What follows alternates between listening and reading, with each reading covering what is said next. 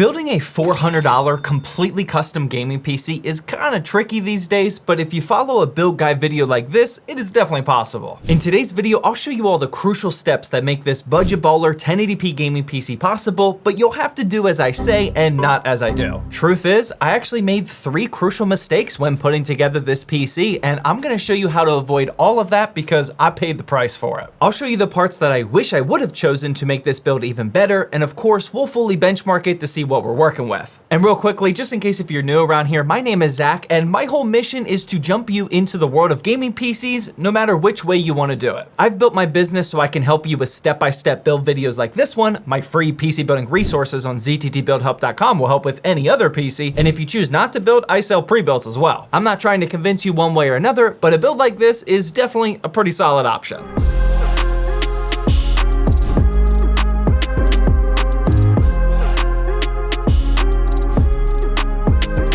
All right, so the first part we have is the CPU, and when your total build budget is only $400, you gotta start with a banger deal. AM4 has plenty of options to choose from, especially from the older generations, so I went with a Ryzen 5 2600, which I found on eBay for only $32. CPUs like this are exactly why most of those older Xeon builds just aren't that relevant anymore. If you can pay $32 for a pure gaming CPU from just a few years ago, you gotta go with that option in my opinion. Now, I will say that going with the 2600 for today's build is one of the 3 crucial mistakes that I made, but I want to talk about all of the mistakes in their own dedicated section, so let's quickly go through the rest of the parts list first. What we also got to talk about first is today's video sponsor, Angry Meow, and if you've been watching my live streams, you'll already know about this Infinity mouse. Now, on paper, this is incredible with the 49-gram lightweight design, the PAW 3950 sensor, and the 8K polling rate, but my favorite feature by far is the removable battery. You can just pop it right out. Not only is the battery removable, but it comes with a second one that's always charging on the USB hub. This ensures that you're always up and running, so when that dead battery warning surprises you, like it does me every single time, you just pop it off, magnetically attach the new one, these magnets are super strong by the way, and then you're back to gaming. I honestly don't know how this already isn't a huge trend. This is the main reason why it's my daily driver now. I also love how the design is inspired by a Lotus Type 79 and how it comes in this super premium travel case. I'll have a link to where you can pick up an Angry Meow Infinity mouse for yourself, and big thanks again to them for sponsoring today's video. All right, so next up we have the motherboard, and this model name might sound familiar if you've been here for a while. This is the original Gigabyte B450M DS3H, which I snagged again used off eBay for $60. The reason I say original is because the DS3H is still around and I'm actually still buying them, but this is the much older version where even the box itself says that it's Ryzen 3000 series ready. This one doesn't have Wi-Fi, and it also doesn't have an absolute crucial feature that we needed for gaming, which again, we'll talk about soon in the mistakes section. Before that though, here's the RAM, and this is the YOLO 2x8GB DDR4 kit clocked at 3000 megahertz, and I'm actually happy with this deal being only $20, again, used off eBay. At $400, our options are very limited, and if you aren't hard capped in price, I would have gotten a slightly faster kit, but for only $20, it was simply just too hard to pass up, even with the pretty subpar aesthetics on those heat spreaders. After that, we have the SSD, and we're finally at our first brand new part in the parts list, which is the NeTAC 1TB NVMe. Now, I did buy this on eBay as well, ironically, but that's because the company NeTAC sells these brand new over there, and they have been doing that for several years. This is just a Gen 3 drive, so a touch slower than our typical Gen 4s, but with this old of a system, Gen 3 is where the motherboard caps out anyway. This costs $49 brand new, and that's about $5 to $7 cheaper than going with one of the standard budget Gen 4 standards on Amazon, like the Clev Crass C910 or the Silicon Power UD90. Now, if you aren't hard stuck on a $400 budget, feel free to still get one of those, and then you'll eventually upgrade to a motherboard that can support Gen 4, but since I'm trying to save as much money as possible, this is what I decided to do. You also could go down the path of buying a used SSD and potentially save some good money, but personally, that is just not something that I ever want to buy used, just like a power supply. The health of a drive does degrade over time, and you won't know until you buy it just how much it was used and abused. I don't want to take the risk of putting my critical personal data on a drive that might just be a few read and write cycles away from getting completely destroyed,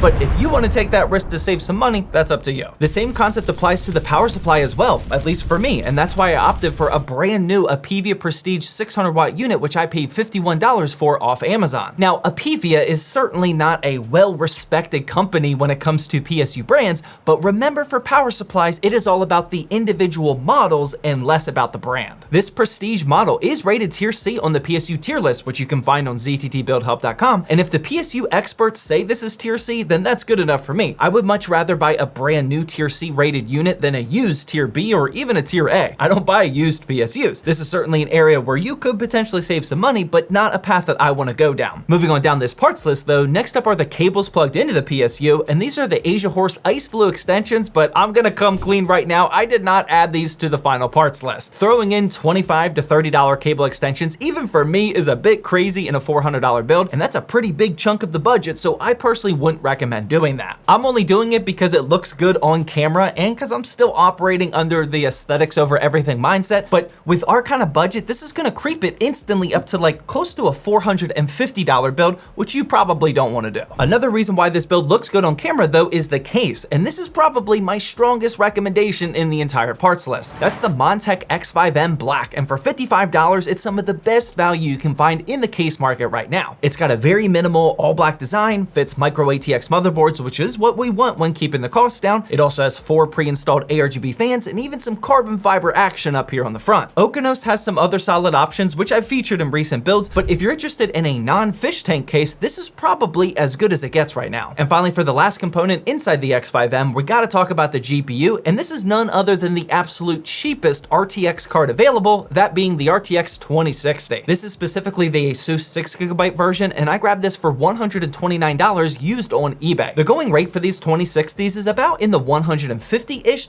range, but with some patience, you can get it for under $130 like I did. In this price range, the other card I'd certainly consider is the RX 5700 XT, and that one, as most of you know, I like better because it offers more FPS per dollar value. But if you want to stick with NVIDIA for whatever reason, this is one of the next best options. I know this is a tough concept to understand, but I can't only create meta PC builds using only the meta parts every single time. If I did, then cards like the 2060 would never be featured, and we'd end up benchmarking the same 5700 XT builds over and over again. We do actually have one more part available though, which I didn't mention, and just like the GPU, I was simply trying to use something off meta. This is the Gamma A40 ARGB BK cooler, which I grabbed for $19 over on Amazon. I actually didn't know this when buying, but it's quite a bit smaller than your typical 120mm coolers. That's because I think this one's only 92mm, and I didn't realize until I unboxed the thing that it wasn't the normal size. That's fine though, because the 2600 still stayed nice and chilly, and I'm glad I got to try something new other than our go-to meta choices. You can see in all of our testing that the CPU temperatures were staying very nice and low. Before we get into some more benchmarks though, this is what the final parts list is looking like, and like I said, if you don't include the cable extensions, we're pretty close to our target $400 mark, but just a bit over. Unfortunately, this is about what you can expect if you're trying to buy a build in this price range these days, at least here in the United States. A few years ago, the 2600 and 2060 was a very solid option, but these days it's honestly not looking so great. The first issue that we ran into, and honestly what I would call the first official mistake of this build, is that the 2600 is starting to show its age a lot more than I was anticipating. Here's Rust in 1080p low with DLSS set to ultra performance, and we still only got 42 FPS. I really wish I would have gone with at least a 3600 to get that architecture improvement, but those unfortunately cost about $20 more. I've said this in so many of my videos, but most people don't have an ultra strict budget, so if you can stretch it to $20, the CPU is the first place I do that with a build like this. The second place I'd stretch the budget, even just $5 more, is on the motherboard. I didn't realize this until we got it, but this OG B450 didn't even allow us to turn on rebar, a feature that just comes enabled with every motherboard these days, and I think that hindered our gaming performance as well. Games like Helldivers 2 only got 53 FPS, and not being able to boost that GPU utilization up to 100%, and I honestly just expected more with this CPU and GPU combination. You may actually find a motherboard with rebar enabled for this exact price that I paid. Just keep that in mind when hunting for older hardware. I forgot that wasn't the norm back then. And finally, the third and final mistake of this build in my opinion is the RAM. You gotta go with at least 3200 megahertz. Like I said earlier, the only reason I got this kit was because of the $20 price tag, and 200 megahertz doesn't sound like a huge deal, but with older Ryzen CPUs, it actually is. I'm not saying this is gonna double up the performance or anything, but in games like Hogwarts Legacy, that's the difference between being above or below 60 FPS. And if you have a bit more patience, sniping the good deals on this shouldn't be a tough thing to find at around $20 to $25. Overall, I definitely rushed the buying part of this project, and I almost didn't even want to make a video at all. But personally, I think making mistakes like this is very important to share with you guys. Usually, I put together a fancy cheat sheet along with these build guide videos to make it as easy to copy as possible, but I'm not doing this week because there's just too many things that I don't recommend doing. But to provide you with as as much possible value that I can for watching this video, let's rattle off all of the changes I would do if I was still trying to redo this build. First, I buy a Ryzen 5 3600 to get the better CPU architecture. Then I would buy a slightly better motherboard that supports rebar and possibly Wi-Fi. I definitely buy at least 3200 megahertz RAM and ideally 3600. I'd buy a standard size 120mm cooler, even though that's not 100% required. I just ditch the cable extensions if you're focusing on maximum FPS per dollar value. And if you do want a better GPU, I would swap out the RTX 2060 for a 5700 XT. You'll also get 8GB of VRAM. And finally, I would keep everything else the same to include the NeTAC SSD, the Apevia Prestige 600 watt power supply, and definitely the Montech X5M case. If you follow all of that, it'll probably be just a touch over $400, but it will be a much better system. Video coming on that soon. If you want to see the rest of the benchmarks for the way this build is, then of course I got you covered. Not all games were that bad, because here's Black Myth Wukong getting 81 FPS in 1080p medium, Cyberpunk got 68 FPS in 1080p medium, and even Fortnite got 144 FPS with 1080p and pro settings. If you want to see the full testing run with longer gameplay clips, that video is located over on the ZTT Extras channel. We've been posting a ton of other content over there, which you guys seem to be enjoying, so feel free to drop a sub there to help us reach our goal of hitting 100,000 subscribers. Be sure to also let me know if you do want to see that better version of the parts list in a different video. Honestly, I'm already itching to run this one back as a redemption style of video, so make sure you're subscribed if that's what you want to see. Again, this is not a build that I would recommend copying to a T like I normally do. Sometimes PC building just doesn't go your way, and I think it's important to share that with you guys so you don't make the same mistakes that I do.